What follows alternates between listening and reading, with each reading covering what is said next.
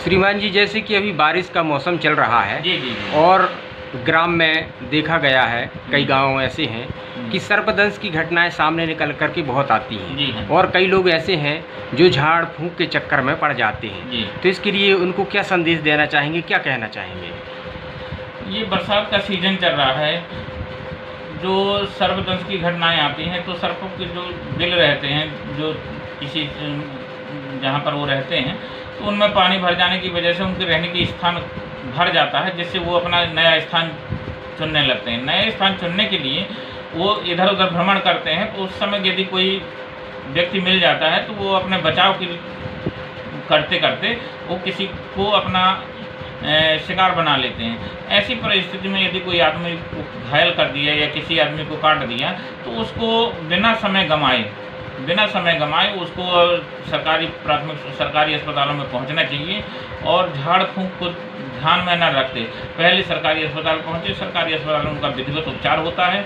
यदि किसी भी तरह का गंभीरता नहीं है, बहुत ज़्यादा गंभीर नहीं होता है, तो प्राथमिक चिकित्सालय में उनका उपचार हो जाता है। यदि गंभीर स्थिति में वो पहुंचता है या देरी लगने की वजह से गंभीर हो जाता है तो उनको जिला चिकित्सालय में वो समुचित उपचार मिल जाता है और उनको बिना समय गंवाए और सही टाइम पर उनको चिकित्सालय तक पहुंचना चाहिए। जी बहुत बहुत धन्यवाद।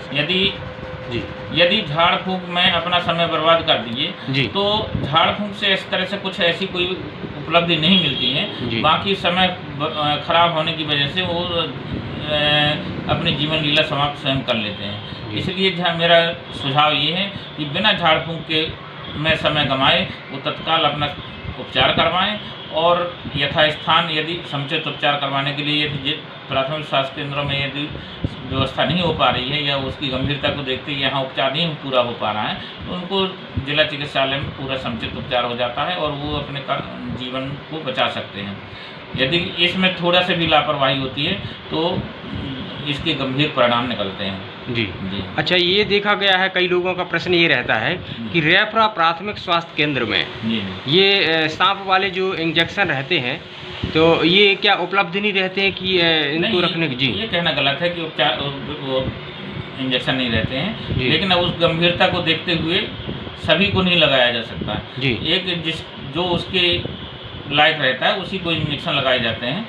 क्या है, कभी कभी इसके साइड इफेक्ट भी होते हैं, तो जिसको आवश्यक होता है उसको लगाए जाते हैं। बाकी ऐसे गंभीर जो उस तरह के नहीं है आवश्यक उनको नहीं लगाया जाता। उनको प्राथमिक उपचार कुछ ऐसे रहते हैं किसको गंभीरता नहीं है, ना ही उसको काटा है, लेकिन कुछ भय की वजह से शौक में चले जाते हैं, तो ऐसे लोगों को इस तरह का उपचार देना उचित नहीं रहता।